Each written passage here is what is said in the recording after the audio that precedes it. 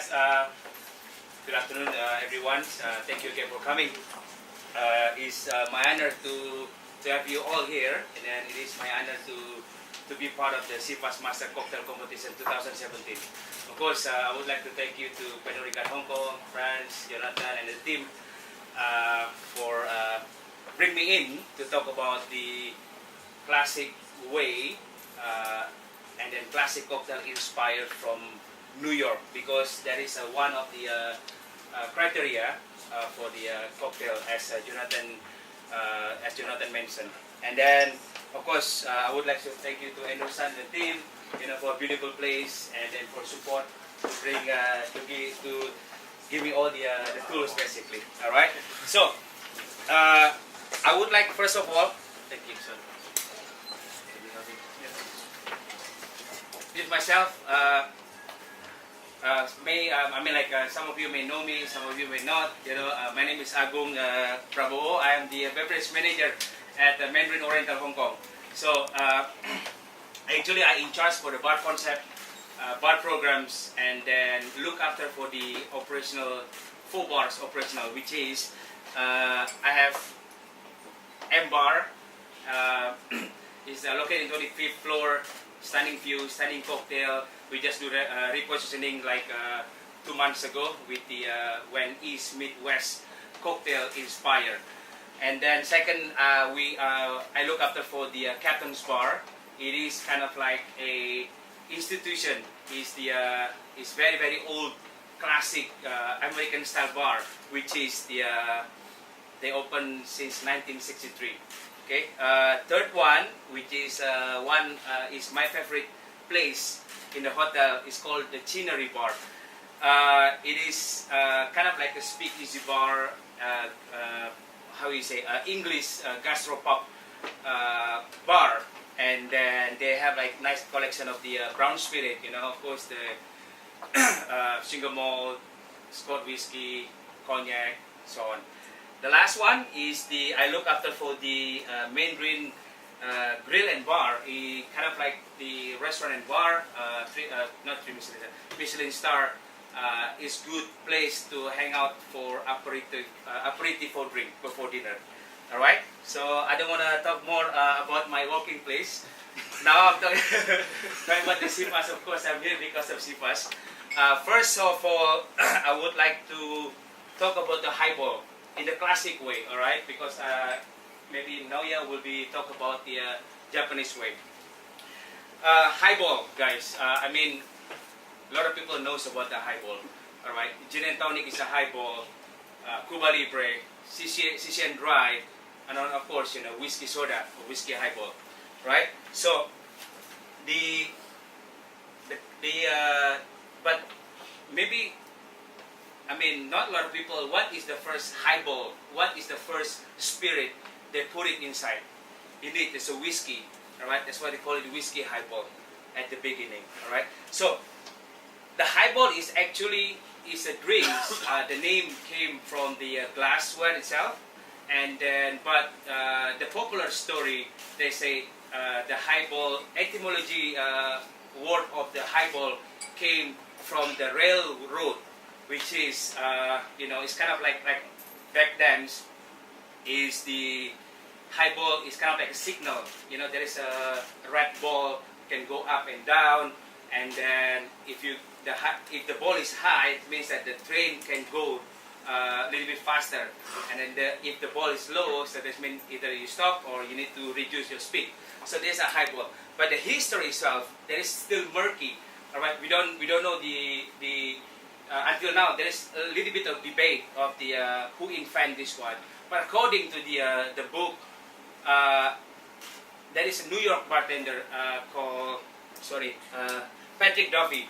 He told that the first highball brought by English actor E.J. Radcliffe, in back then 1894. But there is another version as well. The highball is actually invented in Adam House in Boston. So until now there is no one can tell basically. But you know, I don't want to talk about more history. I just want to talk about like this is the classic way of making highball. The most important, the three key, I would say, what I studied from the highball, which is first is the glassware. The highball, again, some people get confused about the highball and Colin, right? The Colin is, of course, obviously is a little bit higher or bigger, and then the highball is more, a little bit less than Colin. And then the glass as well, actually, I prefer, how you say, slim or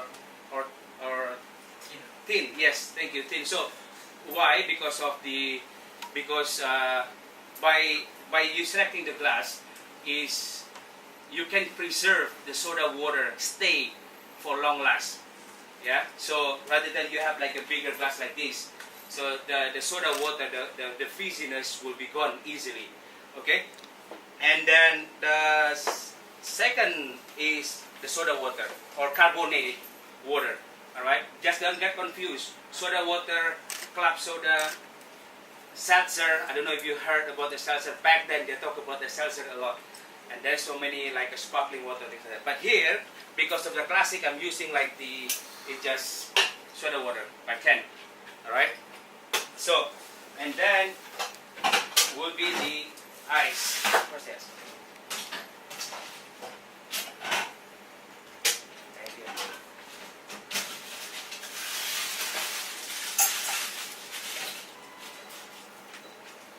Things should be yes.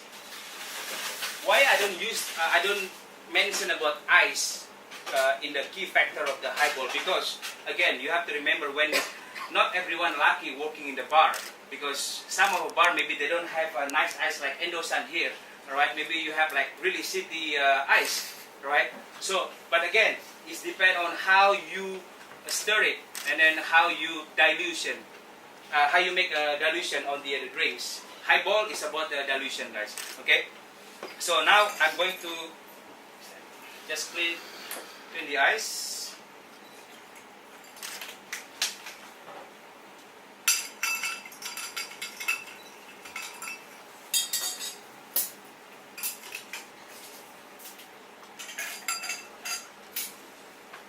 And then, of course, we're talking about the whiskey highball. Is about the whiskey, right? And then, sorry, I just want to share with you about the carbonated water. Seltzer is actually the water, the natural water carbonation, but without any other ingredients like minerals. Soda water and then club soda is artificial water, carbonate artificial water with adding extra ingredient, which is kind of like the sodium salt, potassium salt, and then so on. Alright, but soda water, that is the club soda. But soda water is just like a pretty much same like club soda, but a less carbonized. Okay. So now I'm going to make dilution on the ice.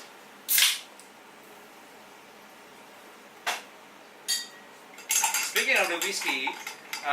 Why I choose the Chivas, I guess for me is the whiskey it's good whiskey to make the highball. I found it in the highball the balance of the sweetness. Alright, if you just tasted earlier about the highball, there is a sweetness on the whiskey, and then a little bit of spicy. Alright, and then and then long last. Okay, so when you drink it, you know, have a long last here. So you keep drinking basically. So it's really good. Thank you, Chivas. Thank you, Agung. So originally it's 2 ounces, but here I'm going to place it step by step.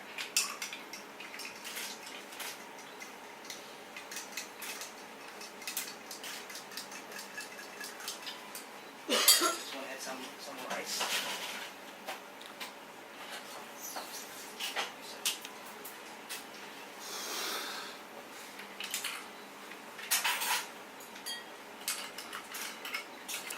But again, when you stir also you have to be careful because the more you stir, then the soda, the fizziness is gonna be gone. So I don't know, maybe it's, now you will be talk about the how many times stir or something. I'm not quite sure. Maybe some of Japanese bartenders they do like how many stir, very precise. But here because I'm talking about the classic way, so just make it simple, and then will be the rest of the whiskey.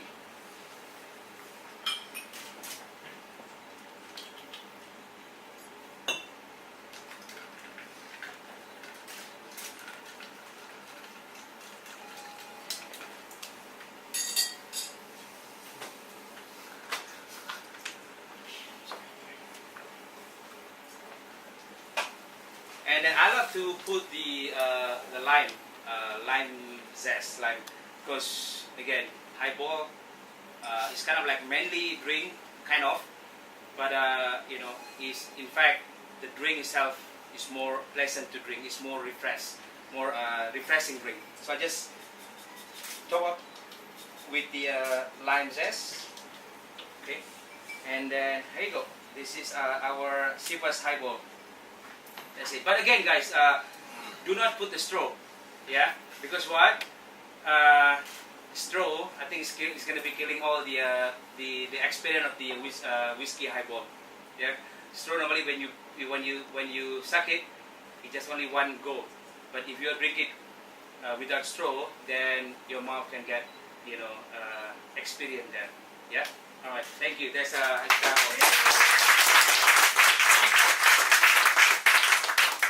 front. Wait. Actually, finished. Thank you. It's a Bobby Burn.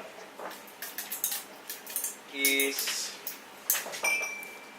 kind of like a, not kind of, but a classic cocktail. New York for sure, but there is two versions.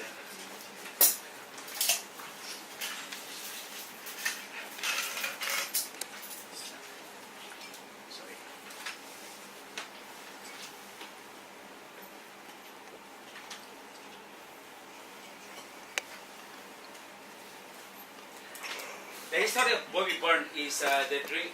Thank you, Joe. You're sleepy. You want to drink? The Bobby Burn is a classic cocktail. Is the drink named after a Scottish poet. Okay, his name is Robert Burn. But there is two versions of this drink. One is a Bobby Burn, which is invented or wrote on the Harry Craddock bar book, and then before that, actually during the Prohibition in United States, in Wardrobe Astoria Hotel in New York, they invented a Robert Burn. All right, but here today I just wanna twist, and then I'm like present this drink based on the Harry Craddock recipe. It's very simple cocktail. Of course, Scottish whiskey, Chivas, and then sweet vermouth, and then Benedictine Dom. Basically, it's very simple. It's pretty much same like Manhattan, right, or Rob Roy, things like that. So, but if you they still debated, So who come up first? Is that Bobby Burn or Robert Burn? According to the story, for me, it's Robert Burn first, because the things like during the Prohibition, not a lot of people broadcast their cocktail. So that time is Europe, in England especially, is big things about the bartending. So a lot of people knows about Bobby Burn instead of Robert Burn. It is 2 ounces of the Chivas.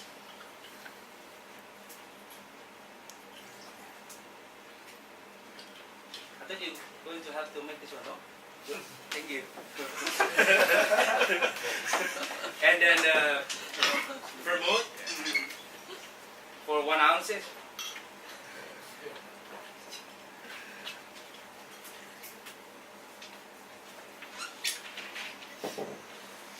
then Benedictine Dom Benedictine for 1/4 of ounce. Again, for the for Robert Byrne, the recipe almost the same like this. However, they don't use the Dom Benedictine. They use the absinthe and then a little bit of orange bitter.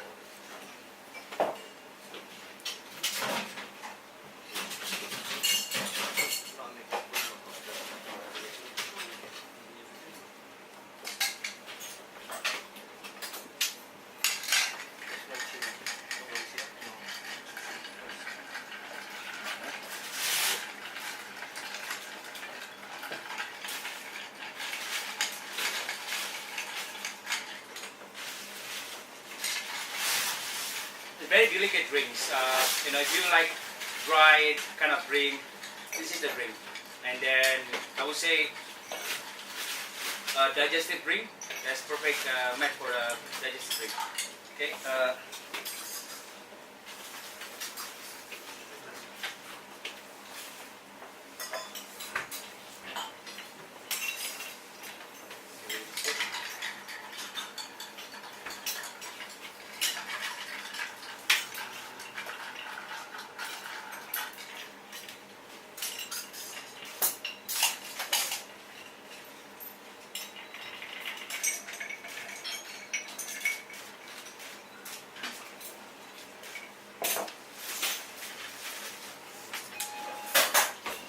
And then here, I garnish it with a shortbread because, again,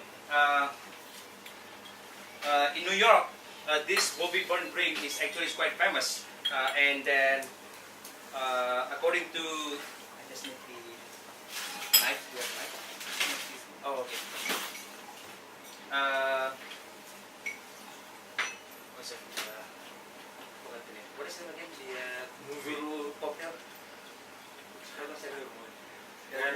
Jerry Regan, yes. Jerry Regan, they put the shortbread for the garnish. So just I put the lemon and then finish with the nice shortbread. Why shortbread? Is because again, shortbread is a traditional Scottish biscuit, alright, and then yeah, I think it's matched, with the Scottish whiskey and the shortbread, Again, as I mentioned, this cocktail is good, dry cocktail is good after digestive. Alright, that's the Bobby Byrne. Thank you.